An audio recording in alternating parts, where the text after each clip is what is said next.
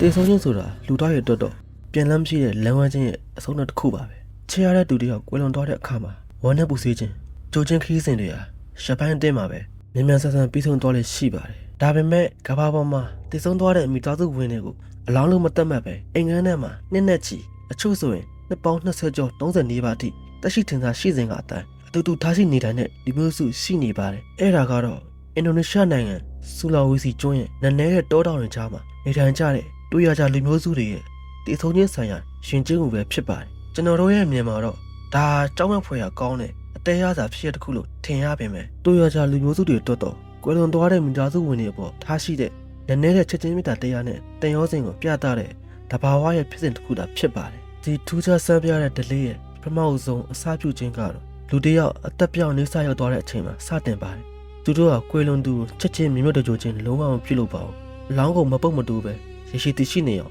မော်ဖလင်တွေအပင်ကားရတဲ့အစင်းတွေရှာလက်ကားရည်တွေနဲ့စနစ်တကျစီမံလိုက်ပြီးအိမ်ရဲ့အခန်းတစ်ခန်းမှာဆက်လက်ထားရှိကြပါတယ်အဲ့ဒီလိုထားရှိတဲ့အချိန်အတော်တဲမှာသူတို့ကိုကွယ်လွန်သူတို့မဟုတ်အလောင်းကောင်လုံးဘယ်တော့မှမခေါ်ကြပါဘူးတူရကြပါစကားရတူမကူလာလို့ခေါ်တဲ့ဖျားနာနေတဲ့လူမတယောက်လိုပဲတတ်မှတ်ကြတာဖြစ်ပါတယ်တနေ့ကိုထမင်းနှစ်ချိန်ပုံမှန်ကျွေးုံတင်မကပဲတက်ရှိစင်စားရှိစဉ်ကကြက်တဲ့ဘီယာနဲ့ဆေးလေးတွေကိုပါဘေးမှာအမြဲချပေးပြီးမိသားစုဝင်တွေကနေ့စဉ်စကားပြောတာနောက်ပြောင်တာတွေအထိတာမန်လူတယောက်လိုတူတူဖြစ်တန်းကြပါတယ်ဒီလိုမျိုးအလောင်းနဲ့တူအိတ်တလုံးထဲမှာနှစ်ပေါင်းများစွာအဆင်ပြေပြေနေနိုင်ဖို့စီမံထားတဲ့တူရကြလူမျိုးတွေရဲ့အနုပညာဆန်းတဲ့ရိုးရအိမ်တွေဟာဘယ်လိုပုံစံရှိမလဲမိသားစုဝင်တယောက်ကွယ်လွန်သွားတာတော့အလောင်းနဲ့တူအိမ်လုံးထဲမှာနှစ်ပေါင်းများစွာအေးလူနေနိုင်ဖို့ဆိုတာတာမန်အိမ်မျိုးမှာတော့ဘယ်လို့မှမဖြစ်နိုင်ပါဘူးဒါပေမဲ့တူရကြလူမျိုးတွေမှာတော့သူတို့ရဲ့ဘိုးဘွားအစဉ်ဆက်ကလေးကတတ်မတ်တိဆောက်ထားတဲ့ထူးခြားဆန်းပြတဲ့ရိုးရအိမ်ကြီးတွေရှိနေပါတယ်အိမ်တွေကိုတူရကြပါစကားရတုံကုန်နန်းလို့ခေါ်ကြပါတယ်တုံကုန်နန်းအိမ်ကြီးတွေရဲ့ထူးခြားချက်ကတော့အဝေးကနေလှမ်းကြည့်လိုက်တာနဲ့တိတာစီတဲ့လှေစင်းတို့မဟုတ်ကျွဲကြိုကြီးတစ်ခုလိုအပေါ်ကိုကော့တက်နေတဲ့အမိုးကပုံတံပဲဖြစ်ပါတယ်ခရီးယန်ဘာသာဒီဒေတာကိုမရောက်လာခင်ခေတ်ဆက်ဆက်ကလေးကဒရူဝဂျာလူမျိုးတွေအာလူတူတူလိုလို့ခေါ်တဲ့ဘိုးဘွားပီပင်တွေရဲ့ကိုယ်ွယ်ယုံကြည်မှုကိုတောက်ဝင်ခဲ့ကြပါတယ်သူတို့ရဲ့ယူဆရသူတို့ရဲ့ပထမအဆုံးဘိုးဘွားတွေ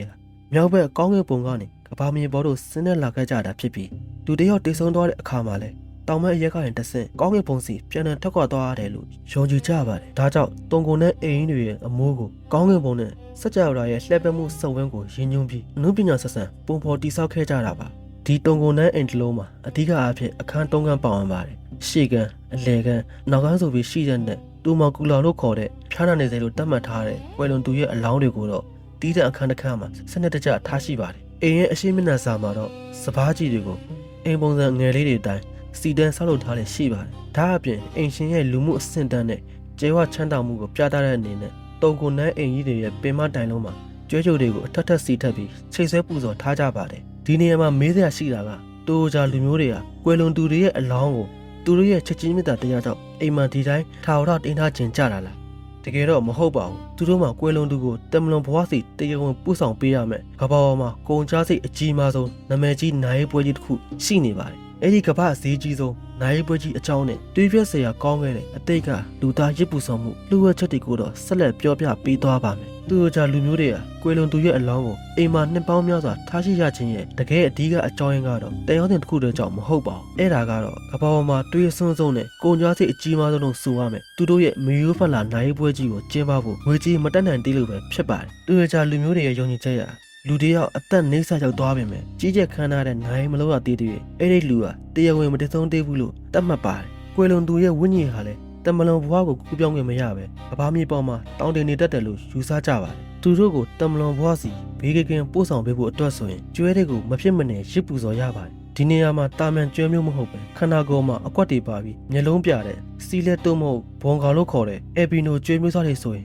တကောင်ကိုအမေရိကန်ဒေါ်လာ4200မြန်မာငွေ3000ကျင်းနီးပါးတန်ကြီးရှိပါတယ်လူကုန်တန်းအတိုင်းဝိုင်းကနိုင်ပွဲတစ်ခုဆိုရင်အနည်းဆုံးကျွဲ24ကောင်ကနေရာနဲ့ချီတက်ဖြတ်ရစ်ပူစော်လေးရှိပါတယ်နိုင်ပွဲတစ်ခုလုံးရဲ့စုစုပေါင်းကုန်ကျစရိတ်ဟာအင်ဒိုနီးရှားရူပီ3ဘီလီယံမြန်မာငွေ3000ချီထိရှိတတ်တာကြောင့်မိသားစုဝင်တွေကအကျွေးပက်လက်ဝိုင်းပြီးငွေကြေးလုံလောက်မစုမိမချင်းဝယ်လွန်သူဟာအိမ်ထဲမှာပဲနှစ်ပေါင်းများစွာစောင့်ဆိုင်းနေရတာဖြစ်ပါတယ်ပိုပြီးတွေးပြစရာကောင်းတာကတိတ်တမိုင်းကြောင့်တွေရဆိုရင်ခရီးယန်ဘာသာမရောက်ခင်ခေတ်တွေတုန်းကတွေ့ကြလူမျိုးတွေရဲ့နိုင်ပွဲမှာကျွဲတယ်မကပဲလူသားချင်းမှာရစ်ပူစော်ခဲ့ကြတဲ့မှောင်မိုက်တဲ့ရိုးရာတစ်ခုလည်းရှိခဲ့ပူပါတယ်ရွာအကြီးအကဲတွေကွယ်လွန်သွားတဲ့အခါ တမ်မလွန်မှာအစီကံဖြစ်ခေါ်ဆောင်သွားနိုင်မှုတောင်ပေါ်ကအခြားလူမျိုးစုတွေကိုပြန်ပြီးဆွဲဖမ်းဆီးပြီးခေါင်းဖြတ်ရစ်ပူစော်ခဲ့ကြတာပါအခုခေတ်မှာတော့ဒီလူသားရစ်ပူစော်မှုကိုဥပဒေအရလုံးဝပိတ်ပင်ထားခဲ့ပြီးဖြစ်ပါတယ်ရပောင်းများစွာကျင်းပတဲ့ဒီနိုင်ပွဲကြီးမှာရွာလုံးကျွတ်လူပေါင်းရာနဲ့ချီတက်ရောက်ကြပြီးကွယ်လွန်သူတို့မမောက်ဆုံးကျွဲတကောင်ရဲ့လေပင်ကိုဓာတ်နဲ့လှီးပြီးတက်ဖြတ်ရစ်ပူစော်လိုက်တဲ့အချိန်မှသာအိမ်ထဲကလူမမာဟာတရားဝင်တိတ်ဆုံးသွားပြီလို့သတ်မှတ်ခြင်းခံရပါတယ်ဒီလိုနဲ့တရားဝင်တိတ်ဆုံးသွားပြီဖြစ်တဲ့အလောင်းကောင်ကို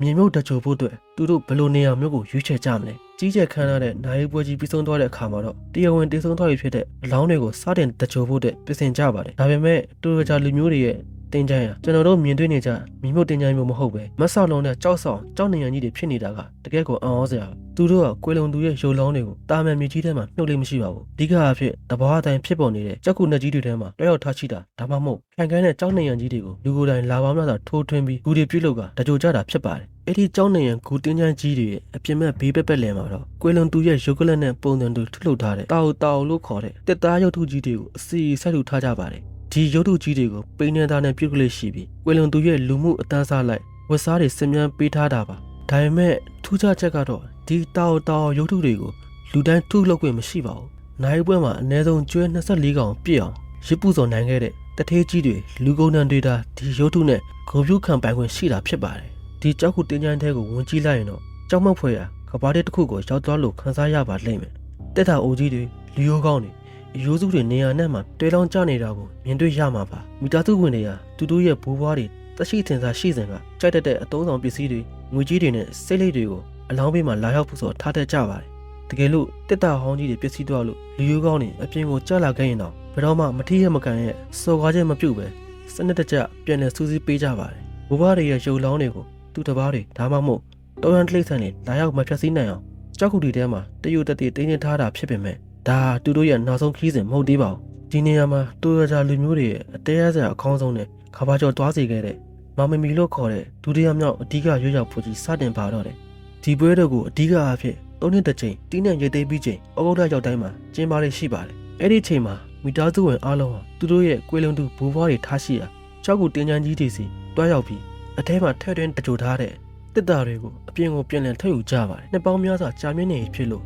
တားတွေက6ကပ်ပြီးမမ်မီလိုဖြစ်နေတဲ့အလောင်းတွေကိုတက်တာထဲကနေတယူတတိမတည့်ရထုတ်ယူကြပါတယ်ပြီးရင်တော့နေလန်းနဲ့ပုံကားပေးတယ်တန့်ရှင်းရေးလုပ်ပေးပြီးသူတို့တက်ရှိထင်ရှားရှိစဉ်ကအကြိုက်ဆုံးခက်ပေါ်ဝတ်စားတွေကိုလဲလှယ်ဝတ်ဆင်ပေးကြပါတယ်အချို့ဆိုရင်ခင်မီနီကမျက်မှန်တွေအုတ်ထုတ်တွေကိုရင်းကြီးဝတ်စုံတွေကအစစတန်ကြကြဆင်မြန်းပေးကြတာပါဒီလိုဝတ်စားတက်တွေလဲပေးပြီးနောက်မှာတော့ဝေလွန်သူရဲ့အလောင်းတွေကိုဘေးကားတင်တွဲပေးပြီးရွာထဲမှာပျော်ပျော်ပပလမ်းလျှောက်ခေါ်သွားကြပါတယ်ဒါအပြင်မိသားစုဝင်တွေအားလုံးစုစုံလင်လင်နဲ့ကွေလွန်သူရဲ့အလောင်းရံပေးမှာရက်ပြီးအဖွဲလိုက်တက်ပုံရိုက်ကြပါသေးတယ်ကျွန်တော်တို့ရဲ့အမြင်မှာတော့ဒါကြောက်မက်ဖွယ်ရာကောင်းတဲ့အိမ်မဆိုးတစ်ခုလို့ထင်ရပေမဲ့တွေ့ရကြလူမျိုးတွေအတွက်ကတော့ဒါဝမ်းနည်းစရာနေ့တစ်နေ့မဟုတ်ဘူးပျော်စရာကောင်းတဲ့မိသားစုပြင်လည်ဆုံးစည်းခြင်းနေ့တစ်နေ့တာဖြစ်ပါတယ်ဒီပွဲတော်ရက်မှာရွာကန်လူတွေကငွေဝချင်းမရှိပဲစားနောက်ကြည့်စေပြီးကောက်ခုံပျော်မျိုးနေကြတာကိုတွေ့ရမှာပါအနောက်တိုင်းရင်ချင်းမှုနဲ့ကမ္ဘာအမြင်မှာတည်ဆုံးခြင်းကိုဝမ်းနည်းစရာ